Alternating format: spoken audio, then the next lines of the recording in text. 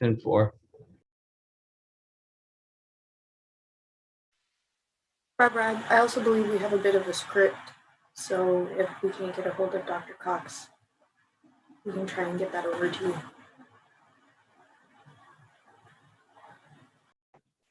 I'll text Jimmy as well.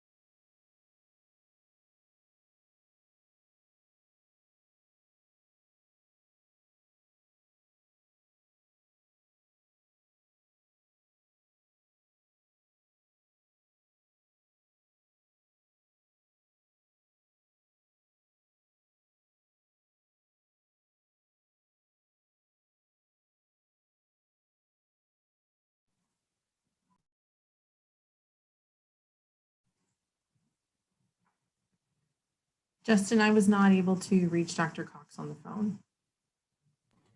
We have someone logged in by computer in the waiting room. I'm going to let him in. That may be Dr. Cox.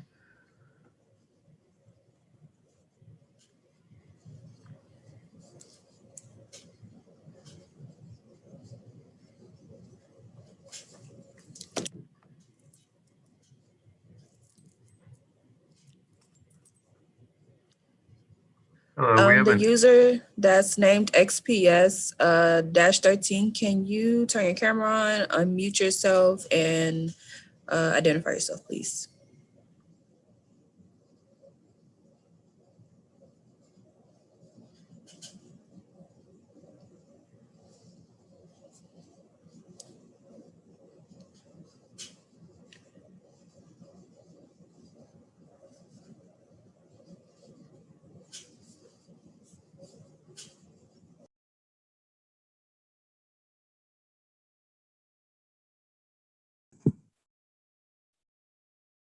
Can you hear me?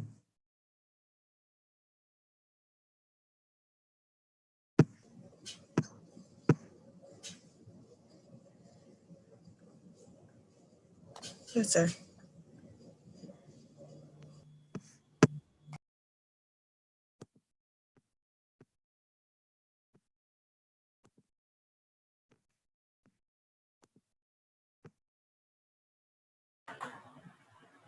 Barbara, we're going to be sending you the script.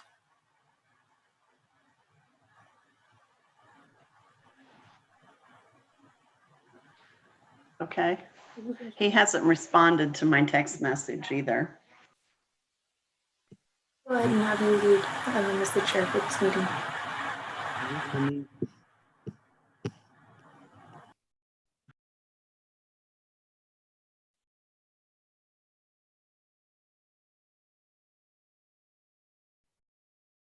Stacy, can you hear me? Yes, I can.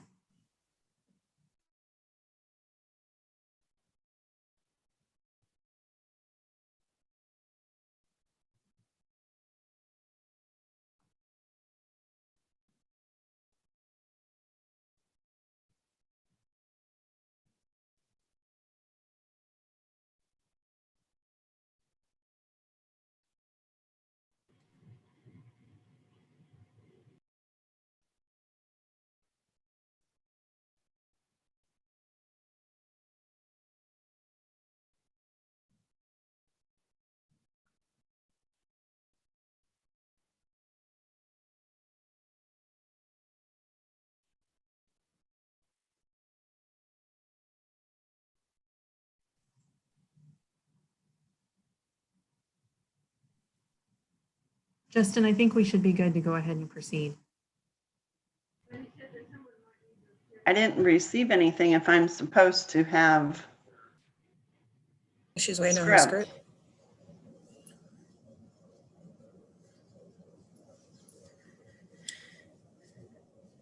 I just sent it a minute ago, Barbara, so it Okay. should be on its way. To which email? Or,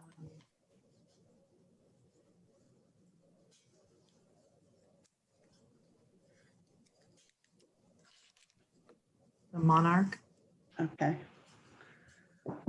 And if you'd like, for the sake of time, I could guide you through it. I have the agenda up here over my computer, if that would help. Okay. If you'll just call the meeting to order, ma'am. I call the meeting of Sugarland Animal Services Advisory Board to order. Thank you, ma'am. First item on your agenda is public comment, and we do not have anybody signed up for public comment. If you would like to move on. Okay. At this time, we will take any public comment that has gone through the proper procedures, and there are none. So we will move on to the next agenda item. Okay, yes, ma'am. That would be item 4A, which is your workshop item, review of and discussion on the strategy to manage and fill vacancies within the Animal Services Division. And your presenters are Ms. Stacy Henderson and Nicole Solis. Okay. We will move on to item 4A, strategy to manage and fill vacancies, with Stacy Henderson and Nicole Solis. So good afternoon. The Environmental and Neighborhood Services Department shifted executive team leadership from Chris Stubing to Robert Valenzuela. And so we first wanted to take an opportunity to do some staff introductions to make sure that the board knows who each of us are and what our responsibilities include. So I'm going to start off and introduce myself, and then I'll ask Rob to introduce himself, and then we will move on from there down the slide. It would include Nicole Solis, Paula Kuchka, and Thomas Harris as well, as they'd be involved in the meeting today. So my name is Stacy Henderson. I am the Director of Environmental and Neighborhood Services for the City of Sugar Land. In my role, I oversee about 8 programs, including animal services, code enforcement, food inspection, rental licensing, solid waste, stormwater, fleet, and facilities. And I have been with the city for about 15 and a half years. I'll go ahead and turn that over to Rob. You bet. Good afternoon, everyone. My name is Robert Valenzuela. I am the Executive Director over Public and Neighborhood Services. So a little bit about myself. I was the former Director of Public Works for the City of Sugar Land. I've been with the city since 2009. I've served in 2 different roles. My first role with the city was an Assistant City Engineer in the Engineering Department. And then I moved over to Public Works and became the Director, and I've been here ever since. I look forward to working and meeting with everyone in the near future, hopefully in person at some point. But I look forward to visiting with y'all and understanding kind of the prioritized items that you want to move forward, and look forward to working with you. Nicole? Good afternoon. My name is Nicole Solis. I am, as you know, an assistant director for environmental and neighborhood services.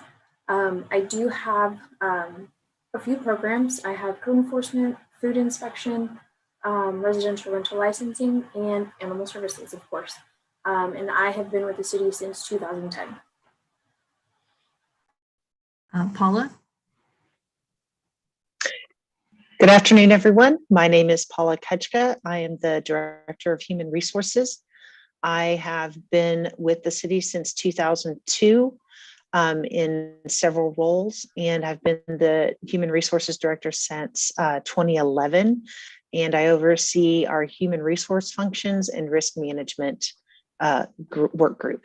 Thank you. Thomas?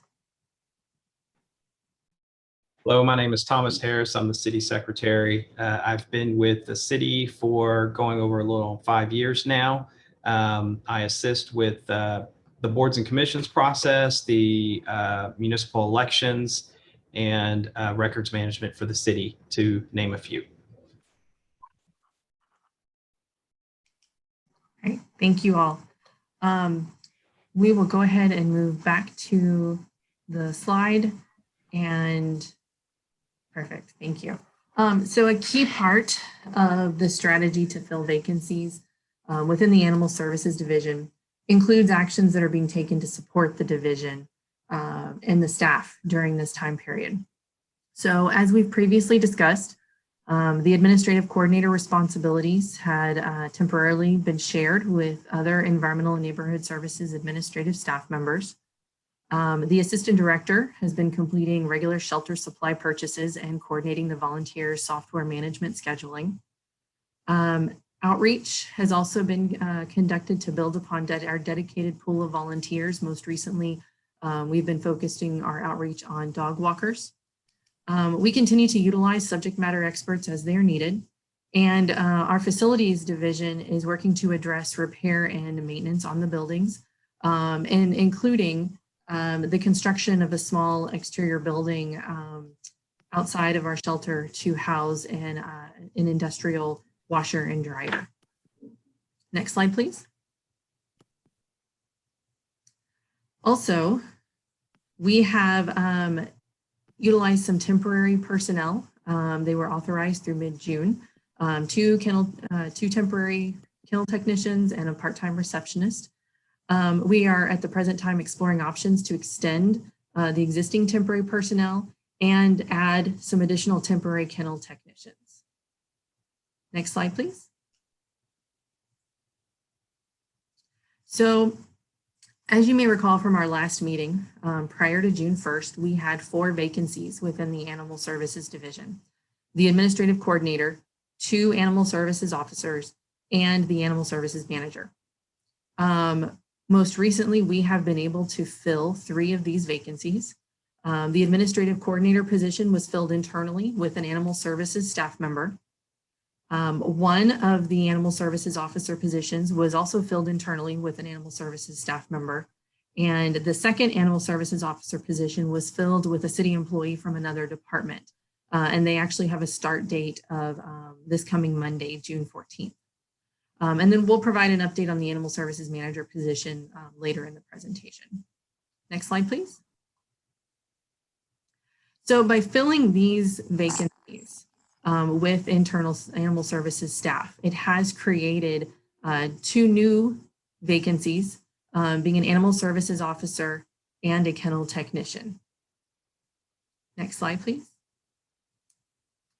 So as we've previously talked about, the city is currently under a hiring freeze. However, we are working to request authorization to move forward with filling these 2 new vacancies. Once these positions are authorized for recruitment, we will proceed with city-led recruitment of the animal services officer and kennel technician positions. The goal would be to utilize our recent candidate pool for the animal services officer position. And then we would utilize our advertisement, application review, interview, and selection process for the kennel technician. Next slide, please.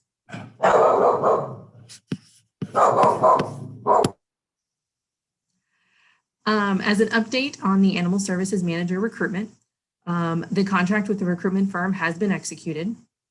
The position announcement, or basically job advertisement, has been released. During that process, updates were made to the degree and experience requirements in order to broaden the applicant selection criteria. So the bachelor's degree and the municipal experience have been referenced as preferred rather than required. And the review of the applications will be completed by the recruitment firm, with the first review of applications to begin June 21st and the second review to begin on July 9th. The firm is also working on a recruitment brochure for this position as well. Next slide, please. That concludes our update on our strategies to manage vacancies within the Animal Services Division. At this time, we would be happy to answer any questions you may have.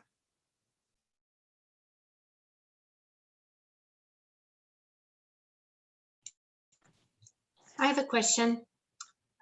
Was that a city choice that the bachelor degree was listed as preferred and taken off, or is that something we talked about as a board and I'm just not remembering? So I can answer that. We are using a consultant, a headhunter search firm that has experience placing this level of position in animal shelters and animal service programs around the country. Not like they do it every day, but they have done a number of placements, and that's who we use for the reference checks. And this was based on their recommendation. Having seen this level of position that we have compared to what they've done nationally, and looking at the candidate pool that they've been able to attract for these different opportunities across the country, they said that their recommendation was that we would get a broader candidate pool if we opened it up in this manner, but we still have those preferences that we can lean towards. If we cast a very small net, we are going to get a very small pool of candidates. If we cast a broader net, and then we have our internal criteria that we want to establish to rank and categorize those candidates, we will be in a much better position to find the ideal candidate. And that is something that we had anticipated them coming back saying, because that's what we see in recruitments, just here for the city in general.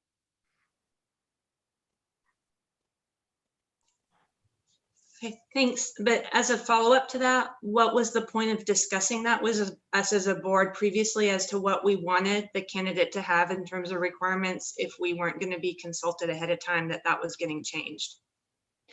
So we are still going to focus on those candidates that come in with those higher level of qualifications, a bachelor's degree or even a master's degree.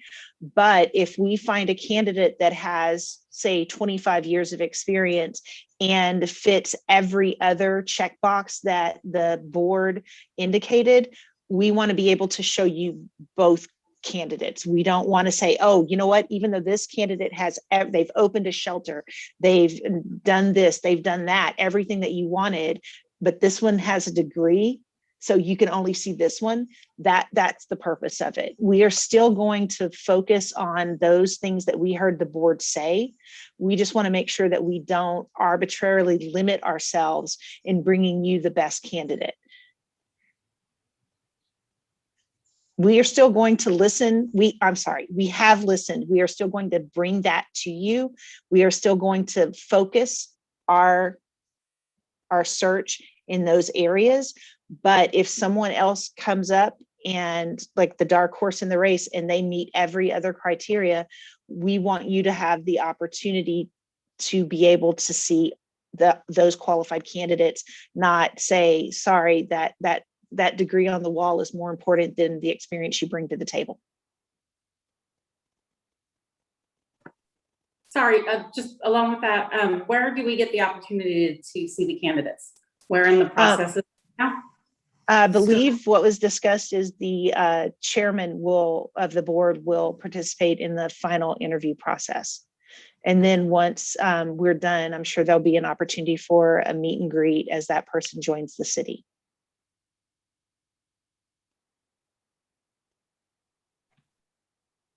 So has Sabrina's position, the vet tech position, been eliminated entirely? No. Did I miss I'm sorry. it? Was that one of the roles that you had open? No, it was not. So by the time when we started having these discussions with the board, that position had already been filled. Oh, okay. Sabrina, she was actually the shelter supervisor. Okay.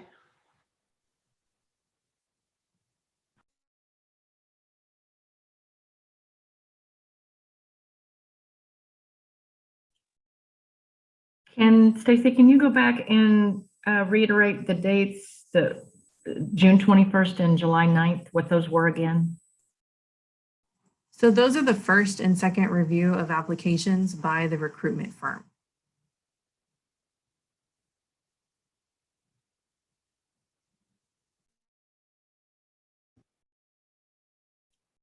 So then you're also saying that the rest of the board, other than Dr. Cox, does not get involved at all in the choice of the manager?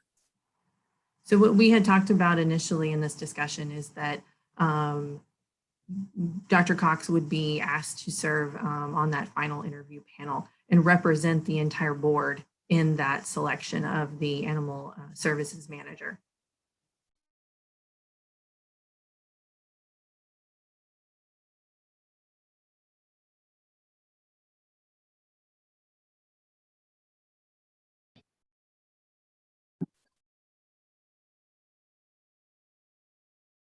Madam Chair, you want to leave it open for questions, or would you like to go to the next item? Are there any other questions on this subject?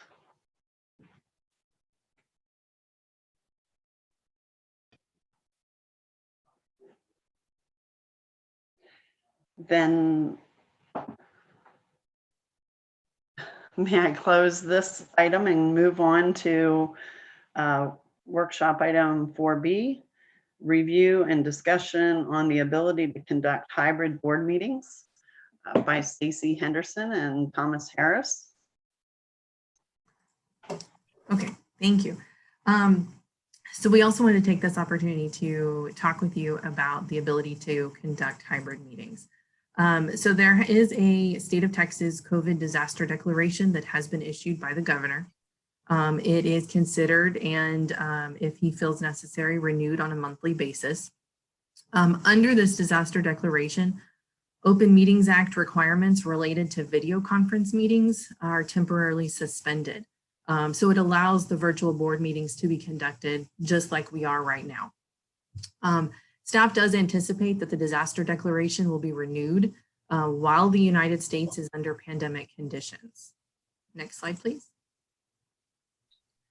And while we've been conducting these board meetings virtually, there is an option or the ability to conduct hybrid meetings where they can be conducted where some attendees are virtual and others are actually in person. So we wanted to take this opportunity to discuss with you that option, understand your input as to continuing the meetings virtually as long as allowed under the disaster declaration, or looking at a hybrid format to where some people would attend in person and others attend virtually. And we wanted to just get your input on that and your thoughts.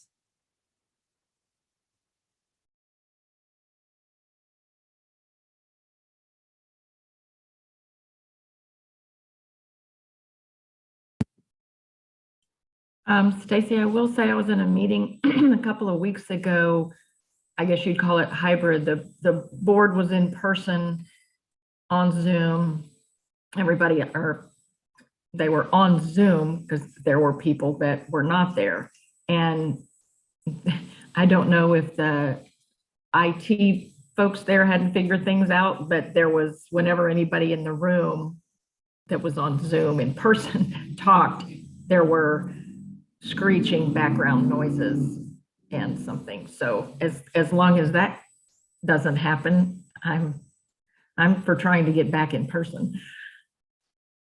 And that would definitely be something we would need to work through with our IT and city secretary team to make sure that we could, provide that type of meeting without those issues. And so that's kind of what we're wanting to find out is, is the board comfortable coming back in person? Are you more comfortable with virtual meetings? Or do we have a mix of both? I'm comfortable with either. I've had all of my immunizations and I'm, again, comfortable with whatever the rest of the board would like to do.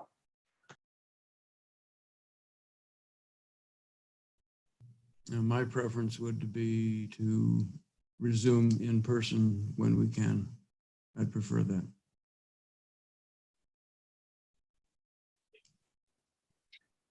I agree, in person with a Zoom option if it's technologically feasible without being disruptive. Like I agree. Despite the cat, I think we should go back to in-person. I know we're animal advisory board, but yeah, I think it really takes away from the meetings not being in person, especially the important things that we're discussing. I agree. I would like to have it in person.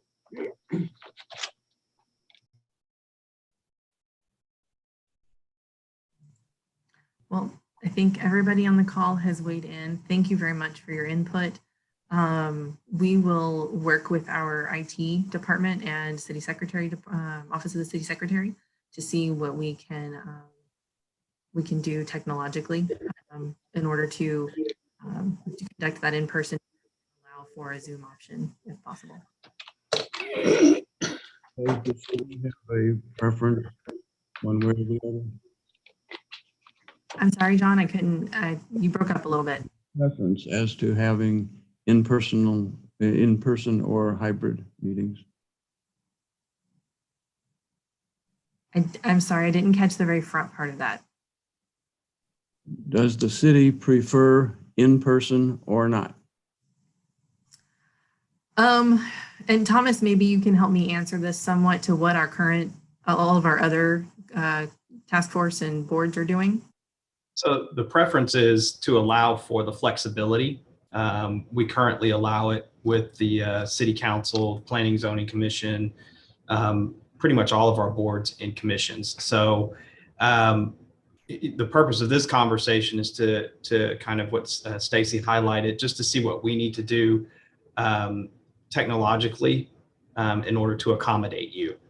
So while we are still under what's called a hybrid function, which is the mixture of in-person as well as virtual, we would go to the meeting location, which I'm assuming is over at the Gillingham area, make sure that the speakers don't have the ring back like Ms. Tauber was talking about, making sure that the cameras have good angles, everybody can hear, and then allow for the Zoom participation. So if for some reason, somebody couldn't come in person, right now, the way that the suspension works is that, you all don't have to be in person. Everybody just has to be able to see your face on the call. So that, to allow for that particular option. So right now, the city's preference is to allow for the flexibility and to continue that flexibility while we have that flexibility, not only for the board members, but also the citizenry. If you notice on the agenda now, we allow them to email us their comments. And if we have public comments, we read them into the record for them. We even have ways that they can call in and all this type of stuff. While the governor is allowing us to have this flexibility, we're going to take advantage of it and just wanted to see, what your input is so that we can be prepared with the technology and with the assistance. And so it sounds like we've gotten our input and we'll be ready to roll and make sure that you guys have as much as a flawless meeting as possible. So hope that answers your questions, Nina.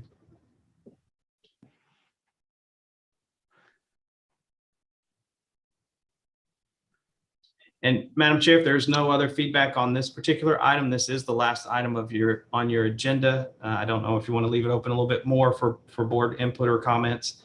Otherwise, there are no more items to come before the board. Are there any other questions or comments on this item? If that's the case, then I will entertain a motion to adjourn. Is there a motion? No moved. Is there a second? I second. So moved, then we adjourn. Thank you all for your participation. Thank you. Thank you. Thanks, Barbara. Thanks, guys. Bye-bye.